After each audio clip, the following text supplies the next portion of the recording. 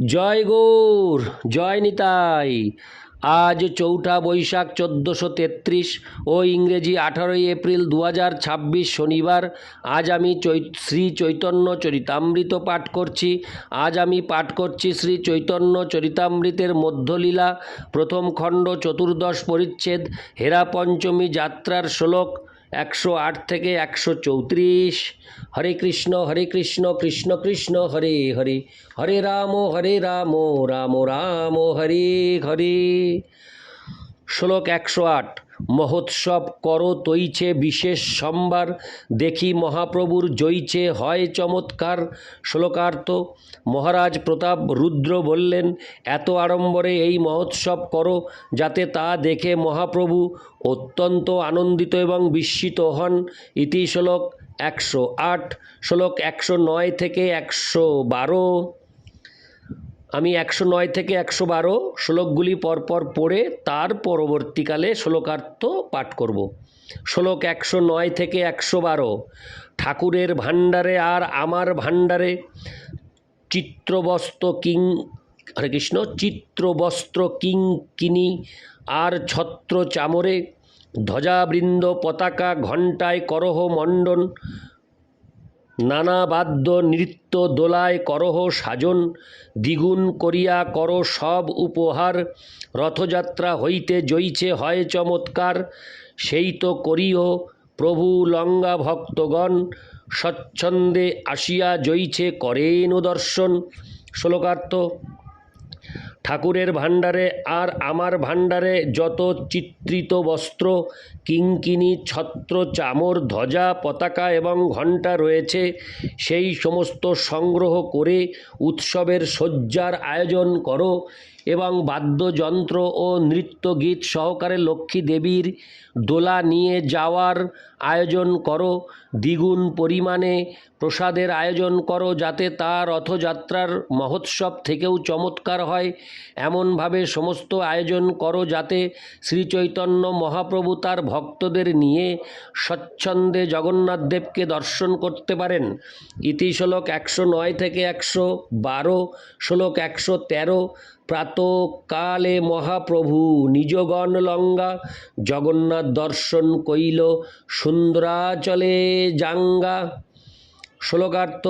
সকালবেলা শ্রী চৈতন্য মহাপ্রভু তার পার্শ্বদের সঙ্গে নিয়ে সুন্দরাচলে শ্রী জগন্নাথ দেবকে দর্শন করলেন। ইতি শ্লোক ১১৩। হরে কৃষ্ণ। শ্লোকার্থ। এবার তাৎপর্য। হরে কৃষ্ণ। সুন্দরাচল হচ্ছে মানে ১১৩-র তাৎপর্য। সুন্দরাচল হচ্ছে গুন্ডিচা মন্দির। পুরীতে শ্রী জগন্নাথ দেবের মন্দিরকে বলা হয় নীলাচল, তেমনি গুন্ডিচা মন্দিরকে বলা হয় সুন্দরাচল। ইতি শ্লোক ১১৩। শ্লোক ১১৪। নীলাচলে আইলা পুন ভক্তগণ সঙ্গে, দেখিতে উৎকণ্ঠা হেরা পঞ্চমীর রঙ্গে। শ্লোকার্থ। তার পার্শ্বদের নিয়ে শ্রী চৈতন্য মহাপ্রভু হেরা পঞ্চমীর মহোৎসব দর্শন করার জন্য নীলাচলে ফিরে এলেন। ইতি শ্লোক ১১৪। শ্লোক ১১৫। কাশী মিশ্র প্রভুরে বহু আদর করিয়া, সগণ সহ ভালো স্থানে বসাইল লঙ্গা। শ্লোকার্থ। অত্যন্ত সমাদর করে কাশী মিশ্র শ্রী চৈতন্য মহাপ্রভুকে তার স্বজন সহ ভালো স্থানে নিয়ে বসালেন। ইতি শ্লোক ১১৫। শ্লোক ১১৬। রসবিশেষ প্রভুর শুনিতে মন হইল, ঈষৎ হাসিয়া প্রভু স্বরূপে পুছিল। শ্লোকার্থ।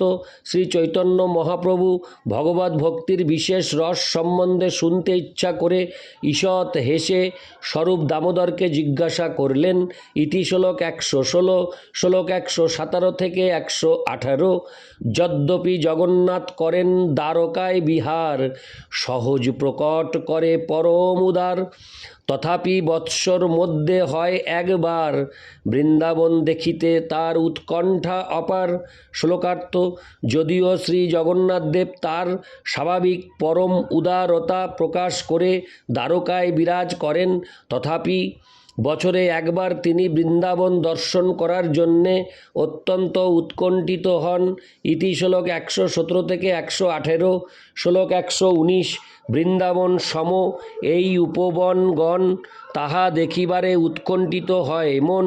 শ্লোকার্থ গুন্ডিচা মন্দিরের উপবনগুলি দেখে শ্রী চৈতন্য মহাপ্রভু বললেন, এই সমস্ত উপবনগুলি বৃন্দাবন থেকে অভিন্ন, তাই তা পুনরায় দর্শন করার জন্য শ্রী জগন্নাথদেব উৎকণ্ঠিত হন। ইতি শ্লোক 119। শ্লোক 120 বাহির হইতে করে রথযাত্রা ছল, সুন্দরাচলে যায় প্রভু ছাড়ি নীলাচল। শ্লোকার্থ রথযাত্রায় যাওয়ার ছলে শ্রী জগন্নাথদেব নীলাচল ছেড়ে বৃন্দাবন থেকে অভিন্ন সুন্দরাচল গুন্ডিচা মন্দিরে যান। ইতি শ্লোক 120। শ্লোক 121 নানা পুষ্পোদ্যানে হরে কৃষ্ণ নানা পুষ্পোদ্যানে তথা খেলে রাত্রি দিনে, লক্ষ্মী দেবীরে সঙ্গে নাহি লয় কি কারণে। শ্লোকার্থ সেখানকার পুষ্পোদ্যানগুলিতে তিনি দিন রাত তার লীলাবিলাস করেন, কিন্তু তিনি লক্ষ্মী দেবীকে তার সঙ্গে নিয়ে যান না কেন।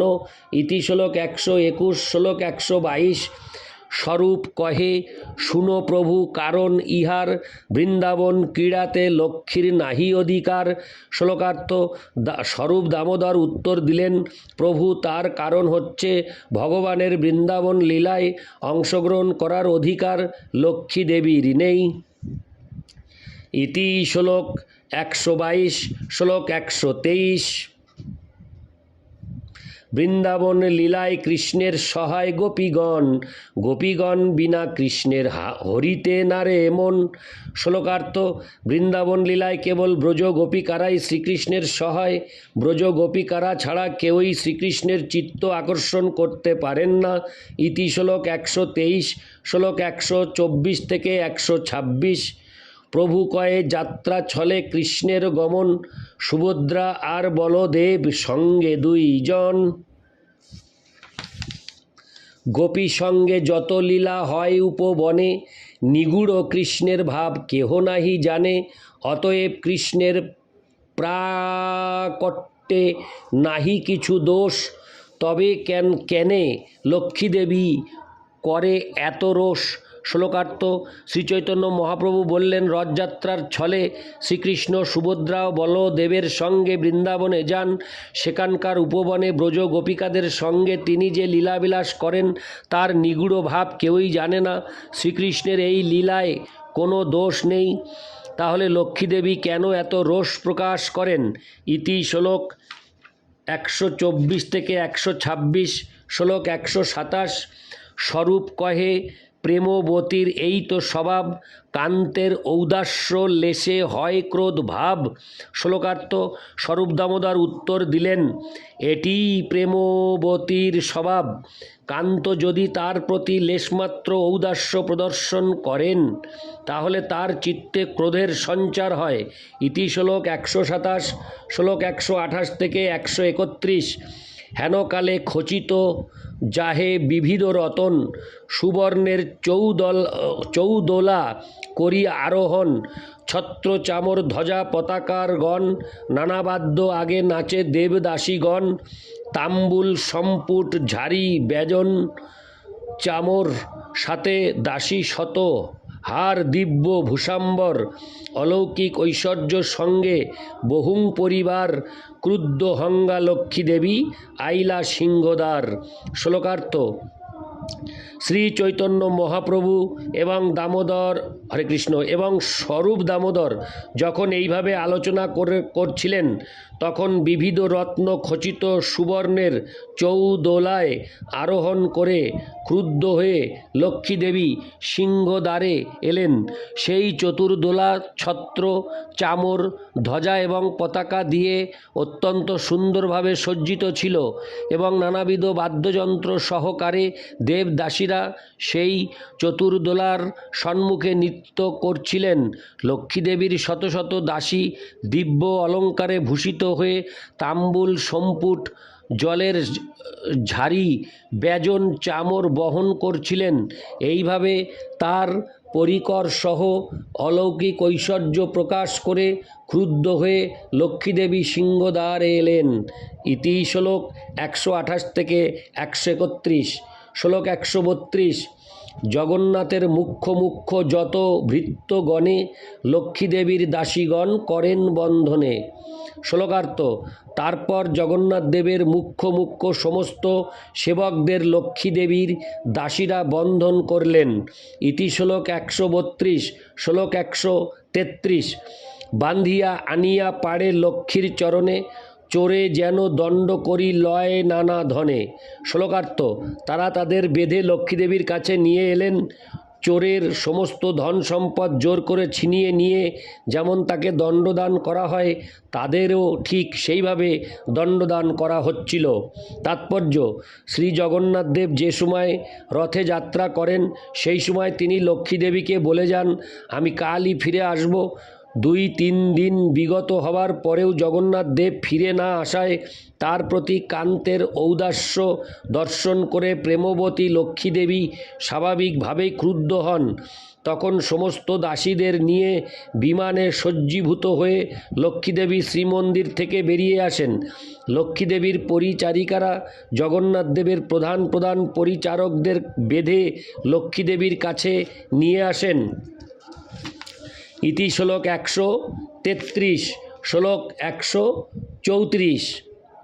অচেতনবৎ তারে করেন তাড়নে, নানামত গালি দেন ভণ্ড বচনে। শ্লোকার্থ। শ্রী জগন্নাথ দেবের পরিচারকেরা, হরে কৃষ্ণ, পরিচারকেরা যখন লক্ষ্মীদেবীর শ্রীপাদপদ্মে অচেতনবৎ পতিত হন, তখন লক্ষ্মীদেবীর পরিচারিকারা পরিহাস ছলে তাদের নানাভাবে গালি দেন। ইতি শ্লোক 134। হরে কৃষ্ণ কৃষ্ণ কৃষ্ণ হরে হরে, হরে রাম রাম রাম হরে হরে।